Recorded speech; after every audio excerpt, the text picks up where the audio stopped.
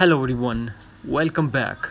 If the message search is not working on your iPhone and it doesn't show the result, it show the only the recent result, and also new feature filter doesn't appear. Today in this video I'm going to show you how to fix this issue. So without wasting any time, let's get started, and before start please do like, share and subscribe. The first thing that we have to do, we have to check the Siri setting.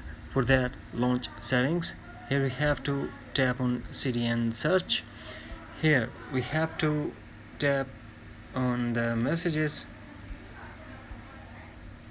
Turn off show app in search and also turn off suggestion notifications. Now wait for a few seconds, then turn on back. The next thing that we have to do, go back to settings, scroll, find and tap on messages. Here we have to tap on keep messages and select forever. After that, what we have to do, force close all the apps that are running in the background and force restart your iPhone according to your iPhone model. After that, hopefully you will get rid of this issue. If not, then we have to launch settings. Here we have to tap on general and tap transfer reset iPhone, tap reset and tap reset network settings.